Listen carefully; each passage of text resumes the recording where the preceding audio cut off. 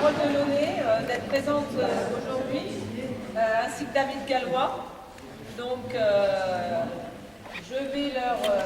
et Karim qui a organisé aussi ce clinique. Donc, merci à vous tous et puis bon clinique. D'accord? Non, mais faut pas perdre de temps, il faut qu'ils bossent. Ah, mais il faut qu'on y aille. Hein. C'était pas la matinée des discours. Attention. Alors, bonjour, Sylvain a dit, comme d'habitude, on reste dans notre tradition, chaque année, à la même époque, on fait un colloque d'entraîneurs et tout, et je vois certains qui viennent chaque année, c'est bien. Ça permet de... Là, cette année, avec Philippe et la CDO, maintenant, la CDO, c'est plus la CDMC, on a mis... On travaille ensemble avec la commission technique, on a souhaité faire une intervention commune, arbitre-entraîneur. Voilà, parce que c'est une des politiques de notre département. On essaie de travailler ensemble, qu'on soit chacun de son côté. Ça marche?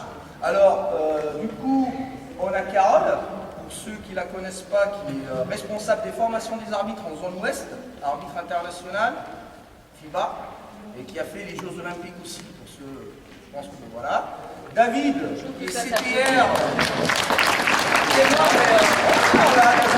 C'était hier la journée de la femme, mais quand même.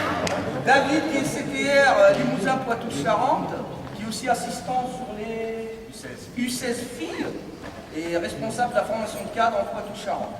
Alors je vais les laisser commencer leur intervention. Et puis, bon colloque, alors juste une chose, à certains moments je pense qu'ils vont vous demander, essayez de poser des questions, ils ne sont pas là pour faire une représentation théâtrale. Non, s'il y a des questions, n'hésitez pas, profitez-en au maximum. Il y a des échanges. Voilà.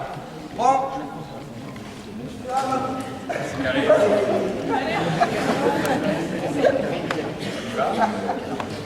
Bien, donc la commande, si on peut dire, on avait parlé un peu avec Karim effectivement du thème qu'il souhaitait. Bon, il m'avait laissé lui proposer les thèmes, finalement il a pris le premier qu'on avait proposé, qui était la mise en place d'un projet défensif.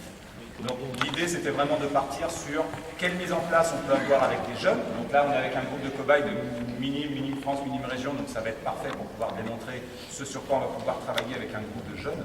C'est-à-dire sur une mise en place vraiment d'un projet défensif de A à Z. Tout en sachant que quand on part sur un projet défensif, comme on va essayer de le présenter là, on est obligé de faire des choix. Dès le début, on fait des choix. Même si vous allez, j'espère, pouvoir le voir au travers de ce qu'on va essayer de présenter, la progression qu'on va essayer d'avoir pour arriver jusqu'à un projet senior, ça va être en fait en jeune.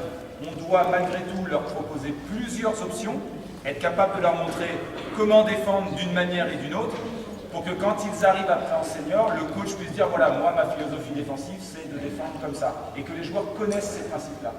C'est-à-dire que quand je dis faire des choix, là on va présenter des choix défensifs parce qu'on n'a pas le temps de tout voir bien entendu, mais il va bien falloir comprendre malgré tout quand on évoquera différentes options, qu'avec des jeunes, quand je dis des jeunes, ça va être avec des benjamins avec qui je vais commencer à travailler vraiment des projets défensifs collectifs. Il y a des principes individuels que commence avant et des projets collectifs. Et jusqu'en minime, on va essayer de leur apporter un maximum de répertoire. Mais on sait très bien que quand on est dans une saison, on ne peut pas, sur le premier match, défendre d'une manière, sur le deuxième match, défendre d'une autre. On travaille par cycle, on travaille par groupe d'intention de travail.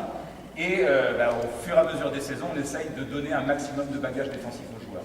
Donc, avec ces joueurs-là qui ne me connaissent pas, que je ne connais pas non plus, donc qui ne connaissent pas mes choix défensifs, on va essayer de travailler, de s'adapter et d'avancer le plus possible.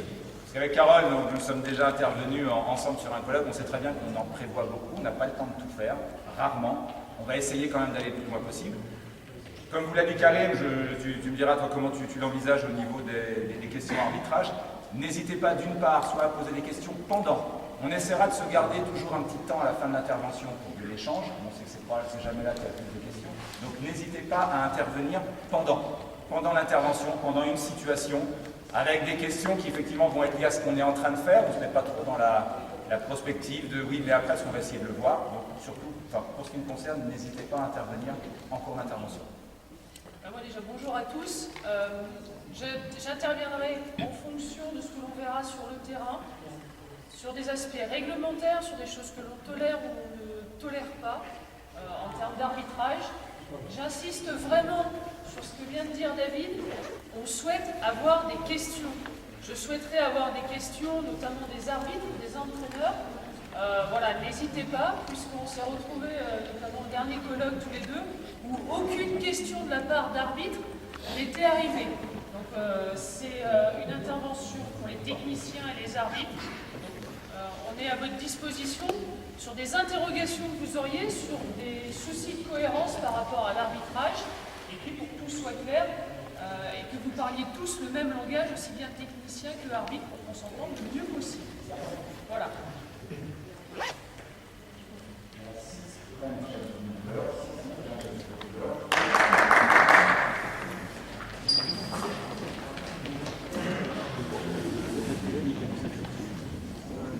Alors, la grande majorité de l'intervention va fatalement se passer sur un côté, parce qu'on va être sur une mise en place pour l'instant. On va aborder après des principes défensifs tout-terrain, mais vous allez voir qu'il n'y a rien pour moi. Il n'y a pas de différence entre ce qu'on va faire sur demi-terrain et ce qu'on va faire sur tout-terrain.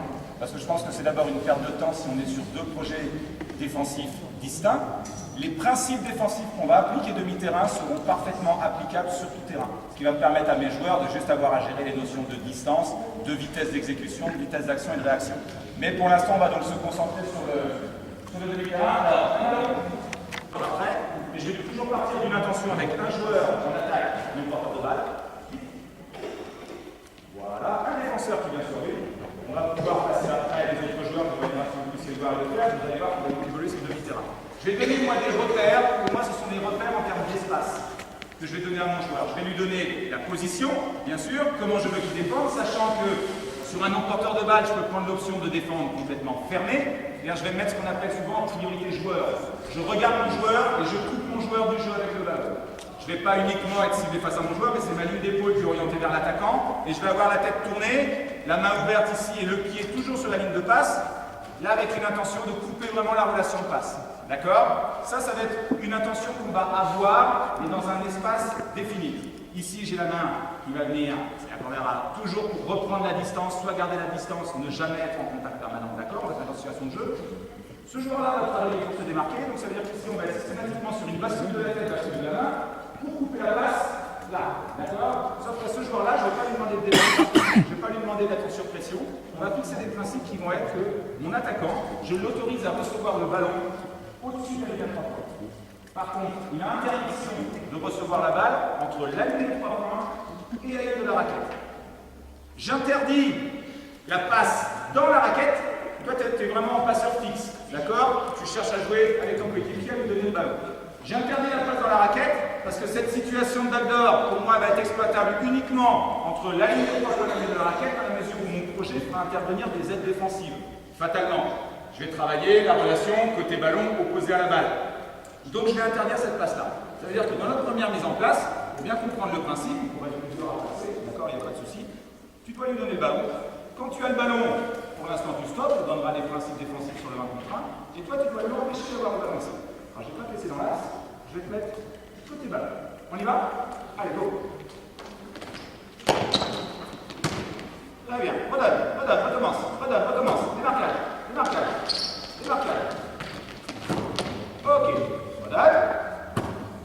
Tu vas essayer toujours d'avoir un œil sur le ballon, c'est-à-dire ne jamais découvrir que le ballon arrive. Tu dois savoir que le ballon arrive. L'idée avec le pied et la main, c'est ici de vouloir couper la passe vraiment sur la ligne des 3 points. J'empêche le ballon d'arriver, j'oblige mon attaquant à le recevoir loin. S'il le reçoit là, c'est dangereux. Il le reçoit là-bas, pour moi, il n'y a aucun danger. Donc je vais me laisser recevoir la balle. Le ballon, tu le repousses.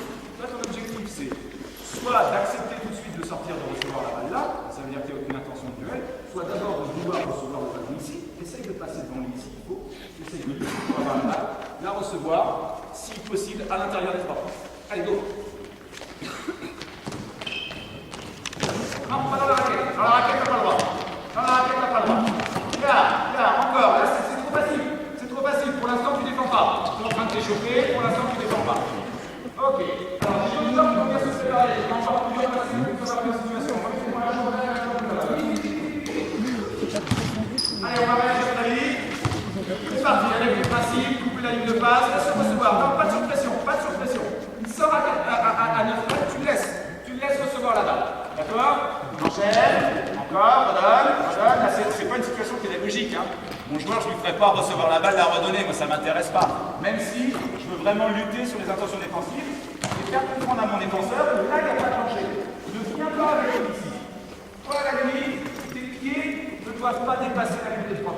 tu as le droit de venir sur la ligne pour lui couper. Si je tends le bras, là avec la jambe placée, je l'oblige à avoir la balle là. Par contre, tu ne sors pas au-delà des 3 points.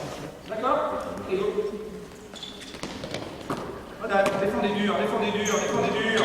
Encore, empêche-le. Voilà, allez, c'est facile. Alors, si tu reçois la balle là-bas, tu sors, c'est un autre qui prend ta place. Si tu arrives à recevoir la balle là, tu restes toujours. Non, c'est pas d'accord, c'est pas vite. Donne là-bas, hop, sors. Vite. Je vais regarder les défenseurs, vous changerez. Pour l'instant, tant qu'il défend bien, il reste, vas-y. Encore, hop, vas-y, change, défenseur à sa place, vite. Mettez des attentions défensives très fortes. Si j'ai pas d'attaquant agressif, si j'ai pas des attaquants combatifs, je peux pas défendre. Je peux pas défendre, je défends dans le vide. Continuez. Je défends dans le vide. Oui. Ouais, David, une question. Est-ce que dans les démarquages, que ce soit défensif ou offensif, à tes joueurs, tu vas leur parler d'une notion de main? Parce que sur les démarquages, on voit beaucoup de mains. Et c'est vrai qu'à ce niveau-là, si des jeunes, on commence à leur parler des problèmes de main, parce que là, sur les démarquages, là, pour l'instant, ce qu'on voit, ils utilisent que les mains. Ils n'ont pas utilisé de notion de corps. C'est trop propre, je suis tout à fait d'accord avec toi. Je vais leur parler effectivement de la main, c'est-à-dire que moi maintenant je vais dire à mon défenseur que je ne veux jamais que tu sois décollé de l'attaquant. Tu vas te débrouiller comme tu veux, tu ne dois jamais décoller de lui. C'est-à-dire que s'il décide de s'écarter la base, tu dois être avec lui. D'accord? Donc, normalement, d'instinct, effectivement, nos joueurs vont commencer dans l'attitude de main. Et c'est là qu'on va travailler, nous, ce qu'on va appeler la bascule de la tête, la bascule de la main, au niveau défensif. Vas-y, je vais toujours plus au contact avec lui. Toujours au contact avec lui. Bonsoir, voilà. Allez, n'hésitez pas à changer. On voit des joueurs plus seuls, là. Et ça passe, hop.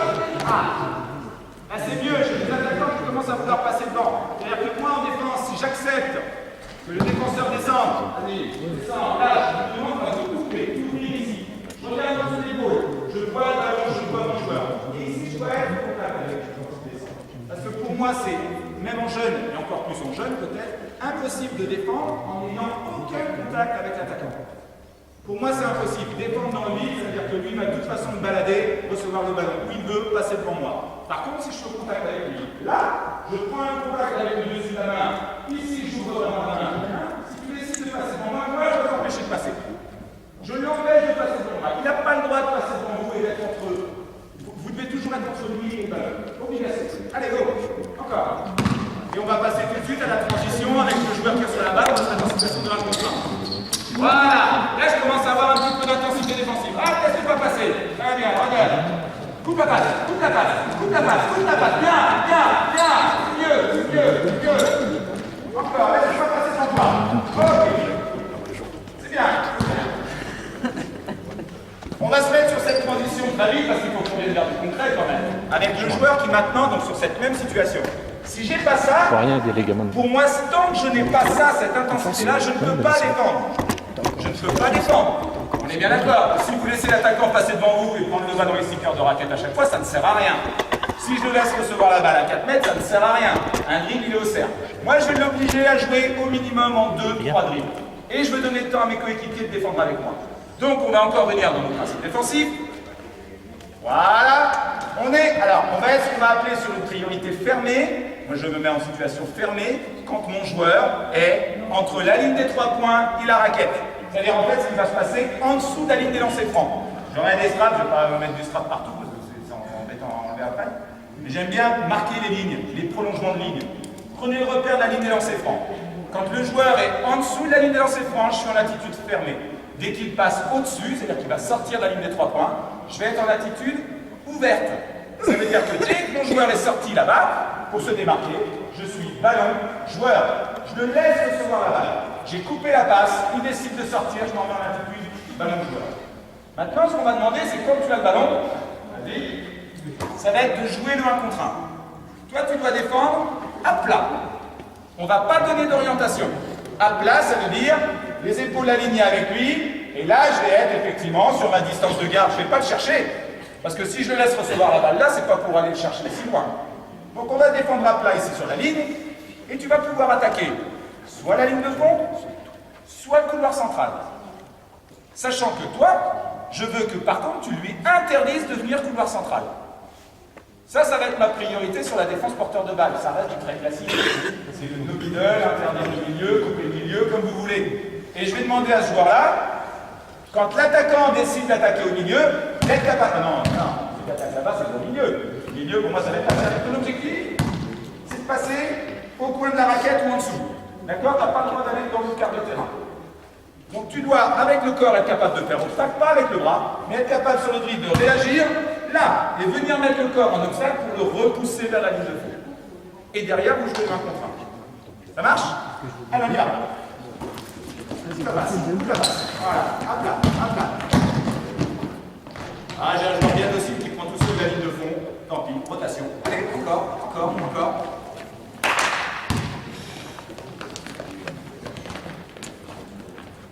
Laisse-le quand il sort très loin. Quand il sort très loin, tu laisses. Voilà. Pour moi, il n'y a pas de danger. Le joueur s'en va à 9 mètres, il n'y a pas de danger. Laisse-le recevoir la balle. Allez-y, enchaînez. L'attaquant marque, tu restes, peu importe. Voilà, si tu as réussi à attaquer ça, vas-y, joue. Je veux avoir du monde. Dans la cour, les bras. Usage des bras. Hop. Ça, je dois le sanctionner. Je ne fais pas là, hein. Rassure-toi, je ne vais pas le sanctionner toi. Mais moi, un défenseur qui systématiquement sur l'attaque milieu ouvre et accompagne, ça ne m'intéresse pas. Si vous ne vous mettez pas tout de suite là, très vite, dans une intention de duel et de couper la trajectoire de l'attaquant, ça ne sert à rien. Si on laisse les joueurs attaquer le milieu, on va voir comment on peut le défendre quand même parce qu'il ne faut pas toujours l'empêcher. On va se mettre en déficit. Allez, go!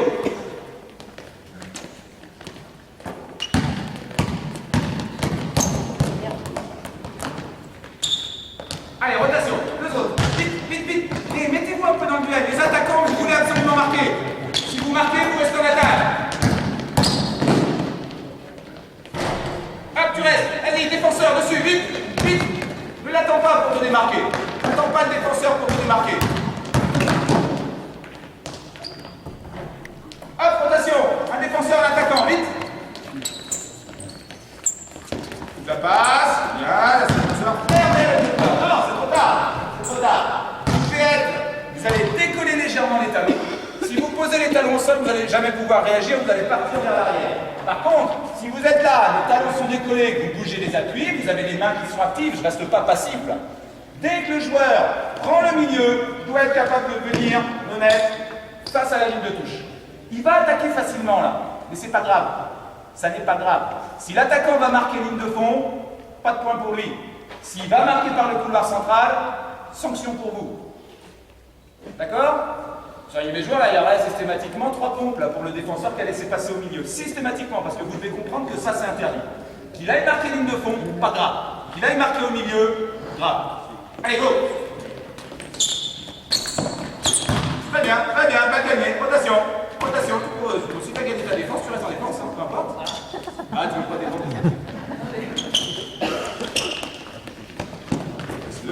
Ferme-moi le milieu. Ferme le milieu. Encore. Ah oui. Intervenir. J'ai aucune réaction depuis tout à l'heure. Il demande l'utilisation des bras depuis tout à l'heure. J'ai aucune réaction de votre part. J'ai attendu pourtant. J'ai attendu. Ça vous gêne pas l'utilisation des bras? Vous avez gagné les places. Reviens en défense, peut-être. Mais moi, je sais pas. J'attendais qu'ils reviennent. Défenseur, donc qu'est-ce qui vous gêne? Depuis tout à l'heure, David annonce utilisation des bras. Utilisation des bras. Eux, ils ont transformé l'utilisation des bras. Qu'est-ce qu'ils ont compris dans l'utilisation des bras? David, il est sur utilisation des bras pour couper cette ligne de passe. D'accord? Avec le changement pour défendre en bas. Et les gamins, qu'est-ce qu'ils ont compris? Pousser, Il touche. Eh ouais, on est sur l'utilisation des bras, on est ici. On est là. On est un spécialiste. Un spécialiste. C'est bien d'avoir des spécialités. Hein. C'est un spécialiste au niveau de l'utilisation des bras. Ça veut dire que son joueur, il est en train de tricher. Et nous, en tant qu'arbitre, on doit être capable d'intervenir. Pas de sanctionner. Quels que soient les niveaux, on n'est pas là pour sanctionner. Son entraîneur lui a dit, utilise les bras. Ok, nous on doit intervenir pour lui dire, hey, les bras c'est là. Ça non. En plus, il y a une différence de taille, donc super intéressant pour nous. Différence de taille, ça veut dire qu'il a un centre de gravité beaucoup plus haut, il ne peut pas aller aussi vite que lui. Donc nous, sur l'arbitrage, on doit être capable d'analyser ça, essayer de comprendre pourquoi lui, il est dans l'utilisation des bras directement en contact avec le joueur attaquant. Donc, présence ici, lui dire, bah oui, ça on tolère, ça on tolère, ça on tolère pour couper cette relation de passe, d'accord? Ça on tolère plus. D'accord?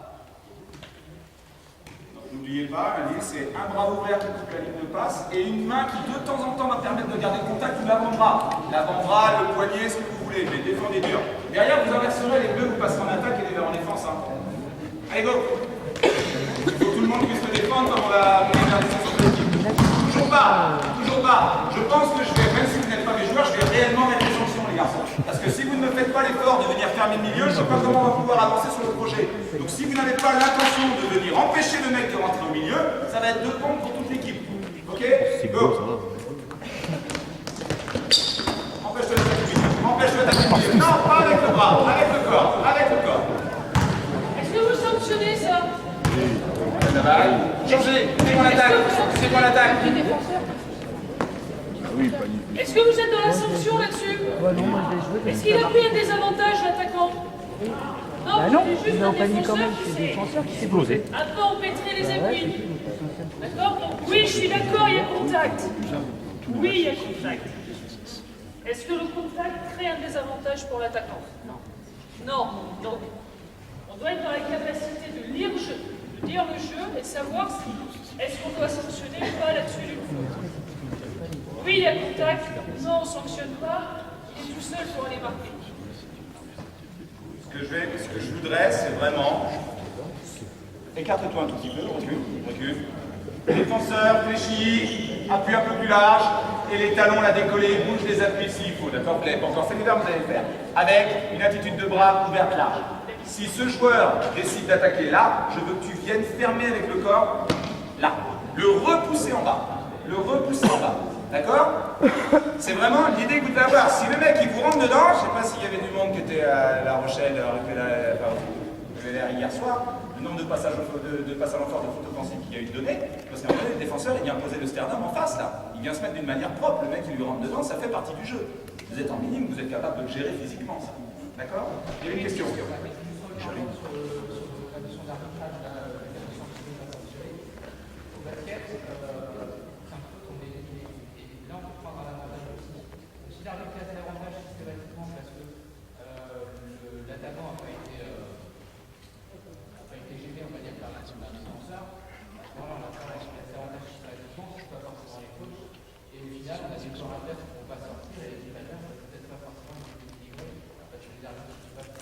Alors, comment tu conçois l'activité d'arbitre? Comment tu peux voir tu peux concevoir l'activité d'arbitre? Ça me pose pas de soucis. Un joueur de l'équipe adverse, finalement, à sa sagesse, tiens, on va ça, on en est débarrassé, et non, mais c'est vrai, les joueurs, enfin, il met sa cinquième, en tout cas, enfin, la cinquième unité, il sort, ça va bien. Et des fois, on dit, il sort, on n'a pas vu, là, sa quatrième, je joue dessus pour provoquer telle cinquième chose. Moi, tant que je vois une action comme ça, Parce qu'on a chacun qui est devant toi. Philippe.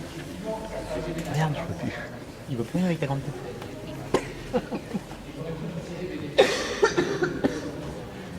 C'est le cinéma, t'es plus gros game de l'autre.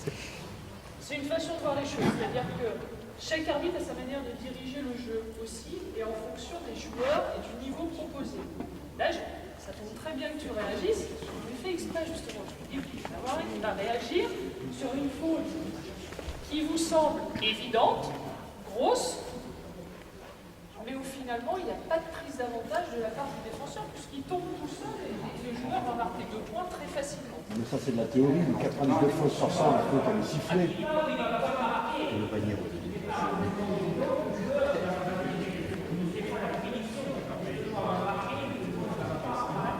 Alors moi je vais te poser une autre question. Est-ce que tu préfères que dans la lecture du jeu, l'arbitre prenne le risque de laisser jouer cette faute qui se passe dans le dribble?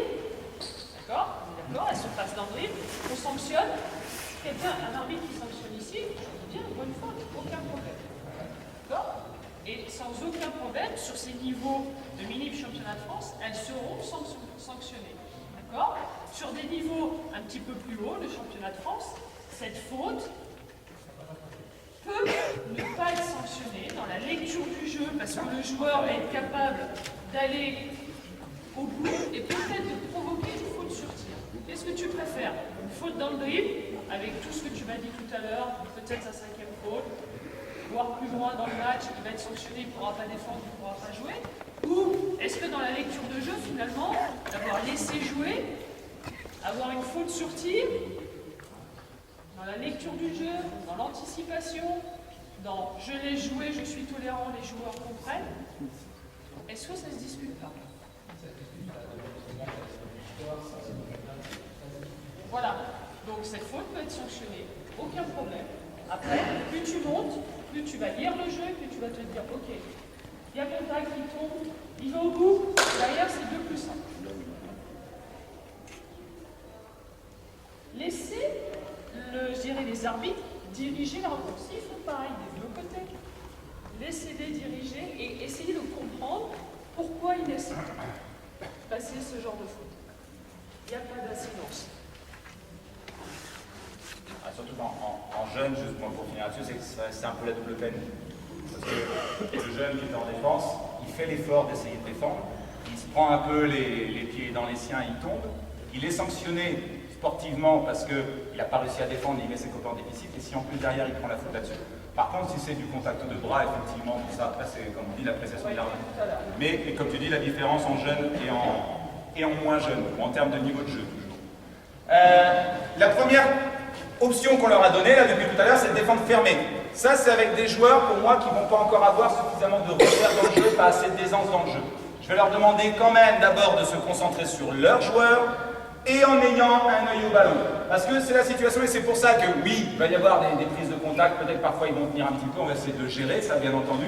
Mais c'est ce qui va leur permettre au départ de défendre et surtout de ne pas se faire sanctionner par le backdoor, parce que c'est la seule chose qu'on ne veut surtout pas voir. Un joueur qui défend ici, qui se fait avoir dans le backdoor avant l'entrée de la raquette, ce sera non seulement 2 points, mais en plus faute avec le défenseur qui viendra en aide. Donc ça on ne veut pas. Et au fur et à mesure du développement du niveau d'expertise de mes joueurs, je vais leur demander, même quand l'attaquant est entre la raquette et la ligne des 3 points, d'être en situation semi-ouverte.